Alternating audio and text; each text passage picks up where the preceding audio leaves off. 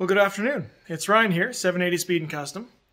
Doing something a little different today. I've got the 40 in the garage here, and I'm just going to check, kind of do a health check on the engine here after Miles of Mayhem. So I want to do a compression test on all the cylinders, and if there's anything, slightly concerning there, any cylinders that are lower than the rest, I'm going to do a leak down on those particular cylinders and see if I can't pinpoint if and where I've got an issue.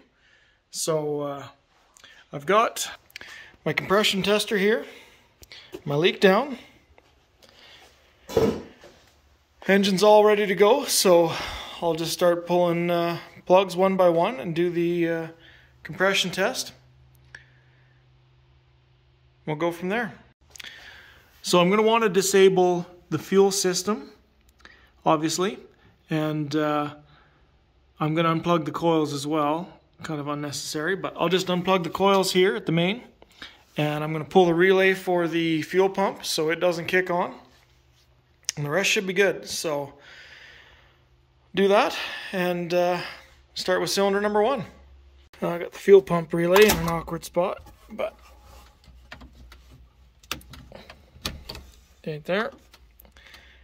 So that kills the fuel, and then I'll just kill these coils by unplugging just this main connection here on both sides. So now the engine won't start, but it'll still turn over. So next I'll pull spark plug on number one and start my compression test. Well, there's the first plug out. Doesn't look horrible. Okay, so I've got the compression tester plugged into cylinder number one, and now all I need to do is turn it over. I can set this there and it'll stay, maybe, possibly. You can kind of see it.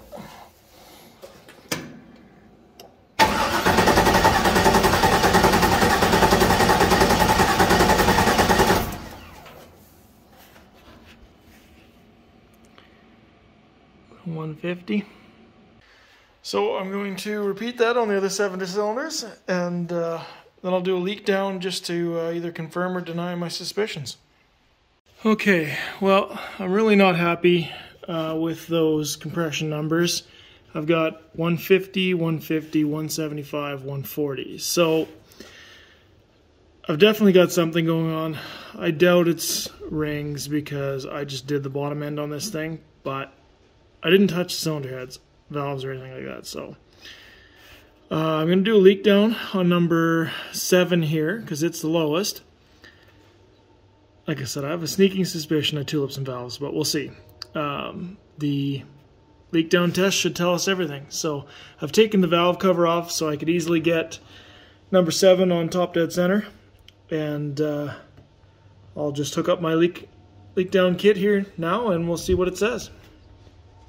Okay, so I've got the leak down kit on cylinder number 4 or 7.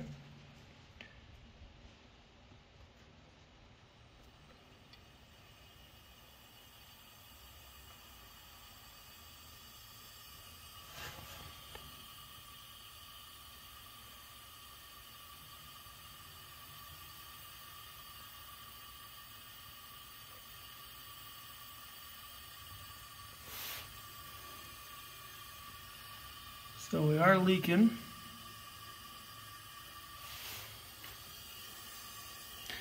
To me, so it's not cylinder head. It doesn't sound like it's intake either. So I'm willing to bet that's exhaust.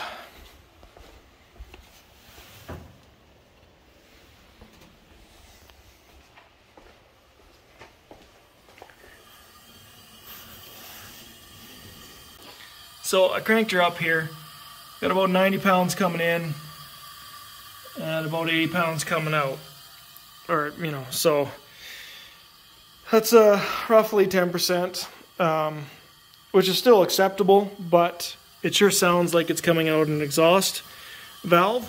Obviously I can hear a little bit in the crankcase, but my rings are gapped, so you're going to get a little bit of that. But still, yeah, kind of confirms my suspicions. And unfortunately, that means these cylinder heads got to come off this winter. So that's, yeah, more projects. All right, so here are the final numbers.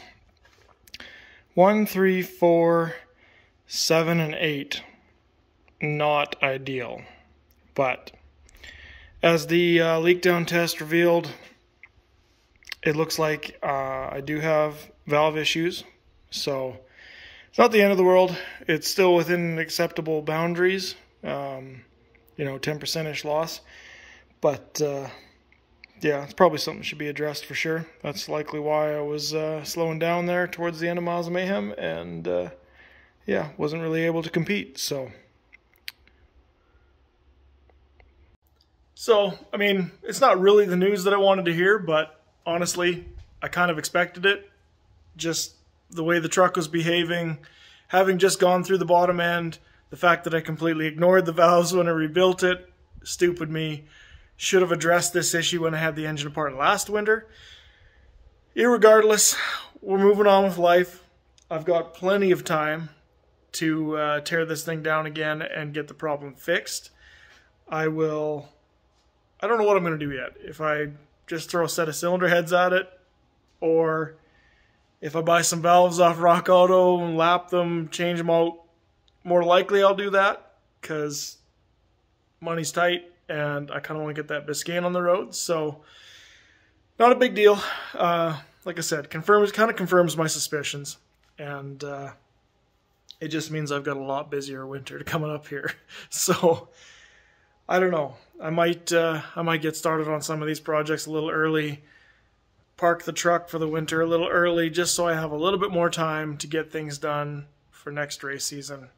I'm done racing this year anyway, so I might just call it quits for hot rodding for now and get to fixing this stuff. So that's probably all I'm going to do on this video. I appreciate you guys tuning in. Thank you so much for watching. To all my new subscribers, thank you. If you're not a subscriber, please do so now. There's plenty more to come. Thank you all.